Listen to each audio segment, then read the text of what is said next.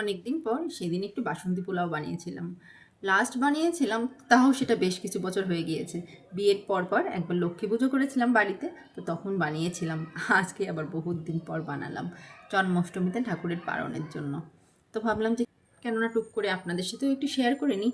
অনেকেই রেসিপিটা জানেন, তারপরেও ভাবলাম আবার অনেকেই হয়তো রান্নার জগতে নতুন, তাদের হয়তো একটু উপকারে লাগতে পারে।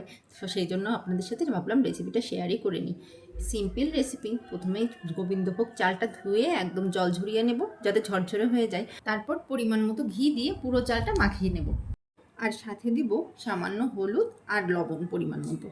রেসিপিটা কিন্তু পুরোটাই ঘিয়ে করার নিয়ম, কিন্তু পুরোটা যদি ঘিয়ে করি তাহলে একটু রিচ হয়ে যাবে, সেজন্য আমি ঘি আর তেল মিক্সড করেই করেছি।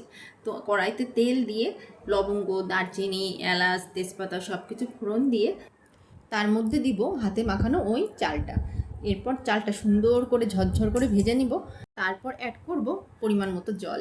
ও আচ্ছা, আমি তো বলতে ভুলেই গিয়েছি, এখানে কিন্তু কাজু আর কিশমিশ লাগবে, যেটা আমি প্রথমেই ভেজে রেখেছিলাম, কিন্তু বলতে একদমই ভুলে গিয়েছি। এই দেখুন কেমন সুন্দর ঝরঝরে হয়ে গিয়েছে আমার বাসন্তী পোলাও। আর এখন কিছু কাজু কিশমিশ অ্যাড করে নিব। আর লাস্টে নামানোর আগে দেবো চিনি। চিনিটা দেবো যে বাসন্তী পোলাও কিন্তু একটু মিষ্টি মিষ্টি লাগে খেতে, তো চিনি দেবো পরিমাণ মতো, আপনারা আপনাদের স্বাদ মতোই দিয়ে নেবেন। এই তো হয়ে গেল চটপট আমার বাসন্তী পোলাও ঠাকুরের ভোগের জন্য।